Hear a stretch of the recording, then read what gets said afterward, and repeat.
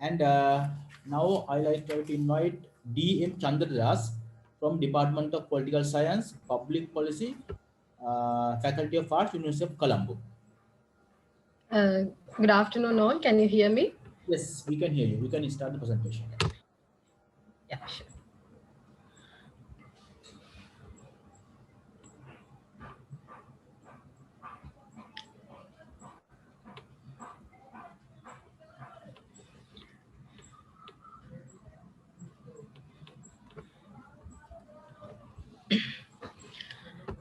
Today, I'm going to talk about an analysis of real sense of women's development societies, Kanta Sangvardhana Samitis in Sri Lanka, and participatory development. Case study on women's development societies in Paliapud Urban Council in Gampa district of Sri Lanka. This is my content, introduction, background, research problem, research area, methodology, findings, conclusion, and my reference. Let's move on to my introduction. Development itself encompasses participatory and intentional strategies designed benefit the public good, whether in terms of material, political, or social needs. Government and international development policies today have shifted from a top-down approach of development that have been criticized on both theoretical and practical grounds. Because of the hierarchical and narrow perspective of development to more participatory approaches that are meant to enhance community involvement in development initiatives and policy making. Participation, which necessitates listening and moreover trust, helps in reducing the social distance between communicator and receiver. Therefore, participation requires that all groups, whether the poor, illiterate, or literate, etc. Community participation is an active process by which beneficiary or client group influence the direction and execution of a development project with a view of enhancing their well-being in terms of income, personal growth, self-reliance, or other values they cherish. Women's development organization mainly concern the participatory development elements within their goals and objective. When we move over my background, enhancement of women's participation in the participatory development is important for a country to attain its social, economic, and political sustainability. Participatory development is a wide range of phenomenon attached to political, social, and economic elements which have been in existence in development discourse and debates for the last few decades in Sri Lanka. Uh, Community participation is an active process by which beneficiary or a client group influence directions and execution of a development project within a view of enhancing their well-being in terms of income, as I said before. Several nations across the globe have begun to focus on women's development from grassroots level. Grassroots level women's development organizations often play a pivotal role in the development sphere of the democratic states. Women development organization functions due to the collective efforts and alliances of a group of people, and it's not a property or asset that belongs to merely to an individual. Women's development organizations have their aims, purpose, goals, and motives, and those are achieved through the input of diverse group of people in the society under the poverty line. In Sri Lanka, women development societies are targeting bottom-up mobilization for women in need, especially to identify the practical women needs to confront economic oppression. The purpose of this study is to examine the contribution of the women's development societies in participatory development and identify the weakness of women's development societies and also uncover the role of women's societies in Sri Lanka. The aim of this research is also to evaluate to what extent the focus of the research is influenced by the determinant factors of colonial and neo-colonial oppression, such as modern patriarchal system, self-reliance, political, social, and economic structure, and exploitation. When we talk about my research problem is to what extent do women's development societies influence the participatory development. My research, I would like to talk about my research area. I have selected Paliyagoda Urban Council in Gampa district. I have, as I mentioned below, as I mentioned earlier, I have selected two women's development societies, namely Malvathu Women's Development Society and Paliyagoda Women Development Societies. These two women's development societies are mainly functioning in 10 wards belonging to the Paliyagoda Urban Council in Gampa district. Participants for this research were selected from 10 wards based on age, ethnicity, and employment. You can see these 10 wards. Okay, let's move on to my methodology. If I talk about my methodology, I employed qualitative and quantitative methodology with secondary source as instrument of data collection. Data were collected using semi-structured questionnaires, focus group discussions, and in-depth interviews. These two women development societies, as I mentioned earlier, the names of the women's development societies. Malvathu Women Development Society, they have 20 groups. Each group has consist 5 to 6 members. Total population of this society is 107. And other women development society, they have 28 groups.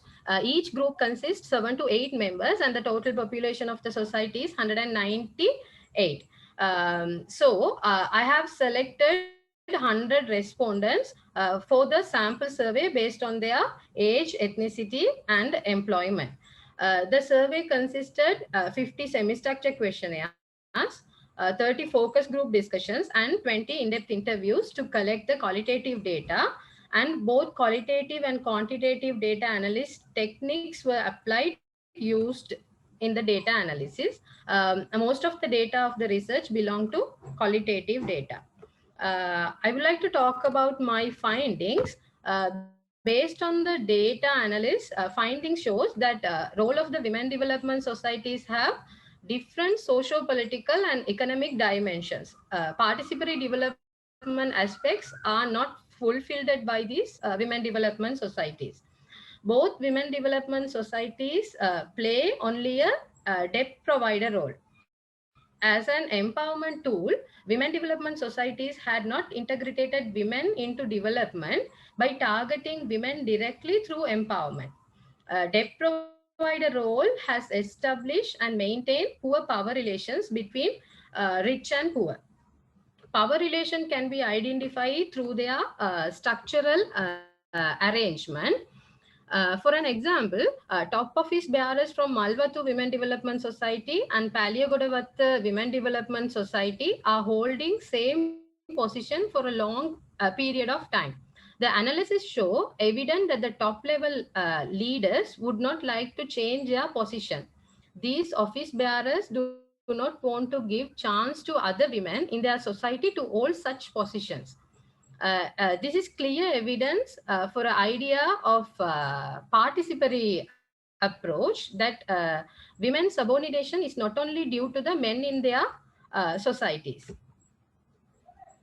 Most of the vulnerable sector participation can be seen in these societies, but unfortunately, still there's no social or economic exclusion within the society.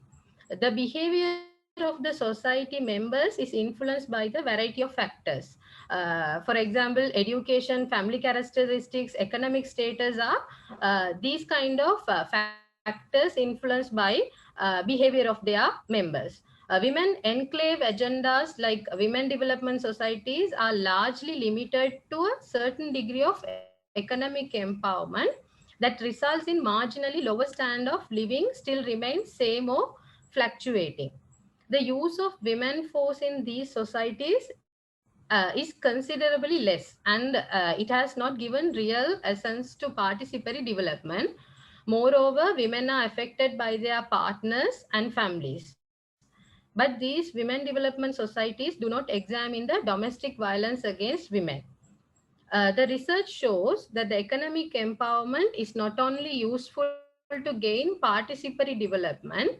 In some existence, these women societies help economic empowerment, but unfortunately, social upward movement, personal growth, or the domestic responsibilities, self-reliance are not these things not meant to through these women development society programs. Other values of the lives cannot be granted through programs of the women's development societies. Two women development societies cannot make positive structural change in uh, the society. It was observed that the politicians from local governance have participated in both women development societies, forums, and annual meetings. These societies are mainly focusing on social welfare and limited to, as I mentioned earlier, debt provider role. This economic poverty has a wide range of phenomena for women in the society.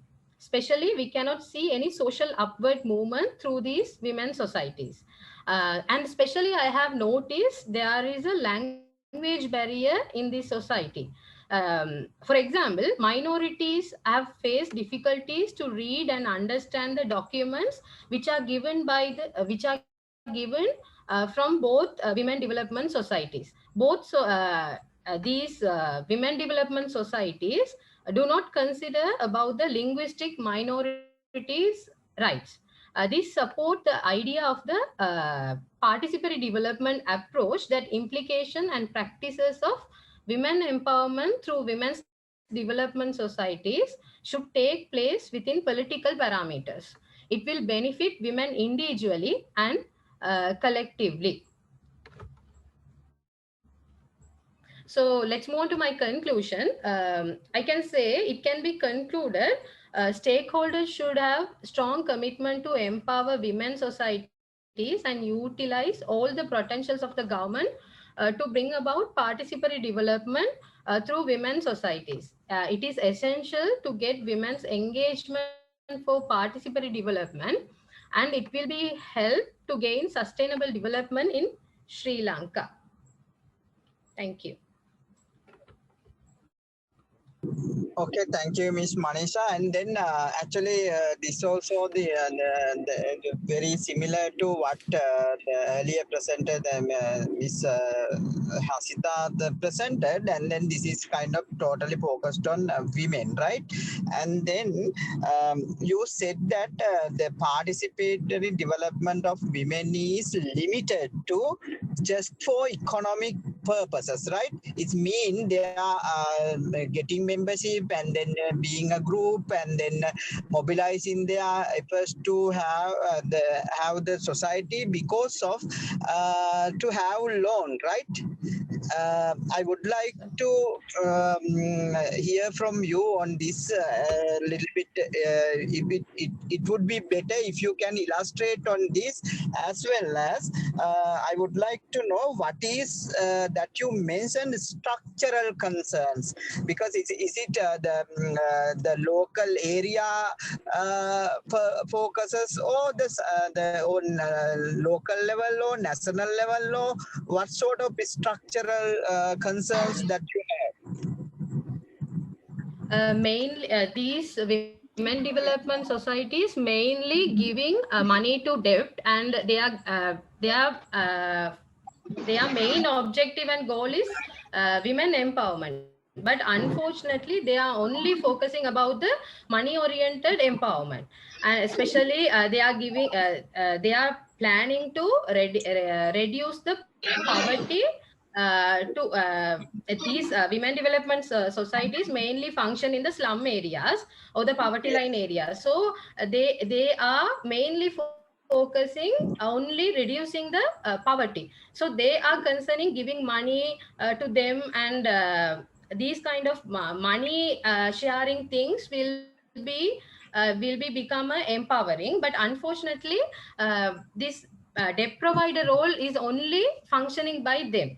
Empowerment is there are many factors related to the empowerment, but as I mentioned, they are considering only economic factors, especially giving money and giving money as a debt is functioning by them.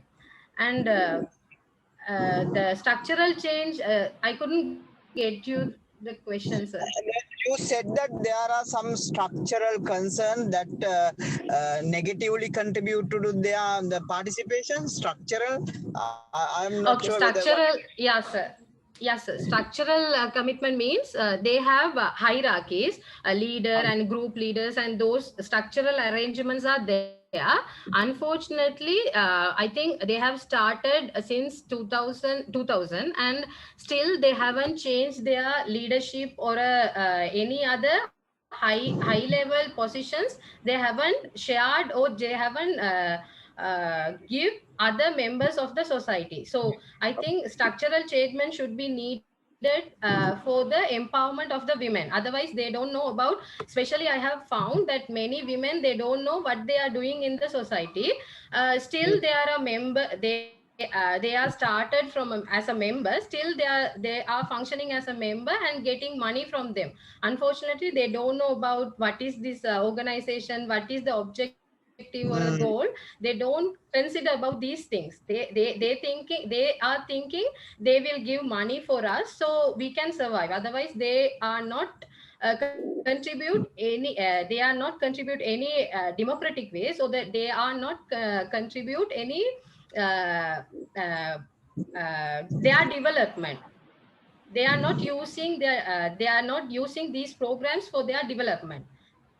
Is it because of their level of education or their social status, or what sort of things behind that? Many of the reasons are affected by those things, as you said, sir. Their education, their level of education, many of them I have found, many of them are illiterate, and school leavers, early school leavers, and early marriage, and many of them reasons, and many of them are affected by domestic violence. These things, and their social economic status and social, and especially I have found their identity of their social status, especially they are living in these slum areas. People, they are marginalized from the government and private sector programs. They are marginalized from them. So these things are affected for these reasons. Okay, thank you, Ms. Manisha, for your nice presentation. Thank you, sir.